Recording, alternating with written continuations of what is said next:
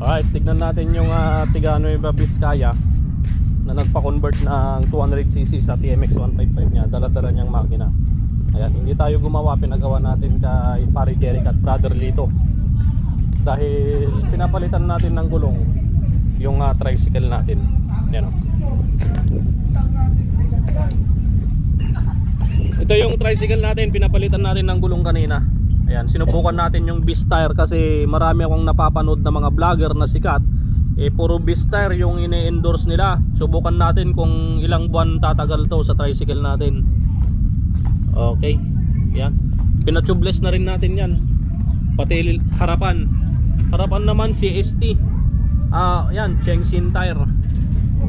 Chengxin tire 8080 by 17. Tubeless din. Final video. 200cc conversion from Nueva Vizcaya. Ayan, Sika Bro. Sika Bro naman from Urdaneta. 155cc naman sa Alpha 125 niya.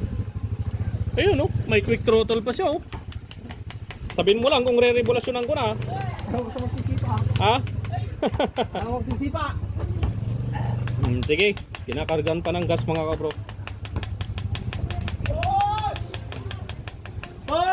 Nino mo na. Nasaan na yung magsisipa Kikto! Kick! Kikto! Kick to! Ako na. Okay.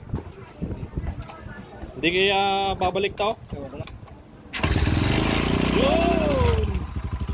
Yun Ito yung throttle natin Yan. Yun 200cc from Nueva Vizcaya. Smooth, timing gear check. Goods, walang meow meow. Nice. Check. Bomba check. Oil pump check. Sasakay na ni Kabro mamaya to sa NMAX nya. NMAX version 1. Kamayin mo na lang. Kamayin mo. Hindi mo kagad na ibabalik pag nakatira mo ka.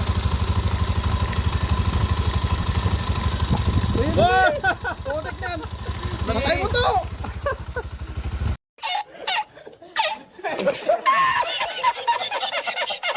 Wag na. Nabitawan pa niya yung tornilyo. Wala naliligo na sa langis.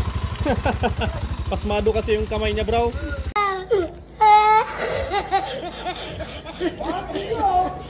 Pagpasensyahan mo na.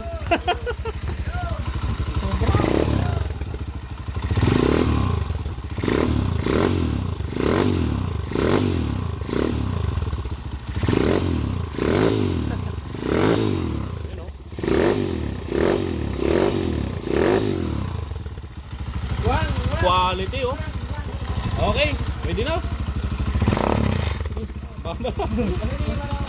Problema 200cc patras yung takbo. Tingnan nyo bitawan nyo. Patras yung takbo. Bro, bitawan mo. Patras yung takbo. Delikado na. Okay, pwede na. Yung motor ni ka bro from Urdaneta wirings pa. Dinadali ni Brother Pern yung magkapatid. Hindi ka magsisisi. Hindi ka daw magsisisi sa 200cc, sabi ni Ate Melanie. 100% one daw. Alright. Wala ka to.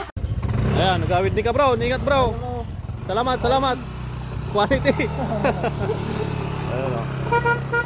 Gawid Nueva Vizcaya ni ka bro. May bisita tayo si pare ko. Pare Marvin. So, dating kasama natin to doon sa Ramos. Ayan, mas nauna pong nagmekaniko sa akin to. Tingnan mo, pagiging helper. pares kami ng ilong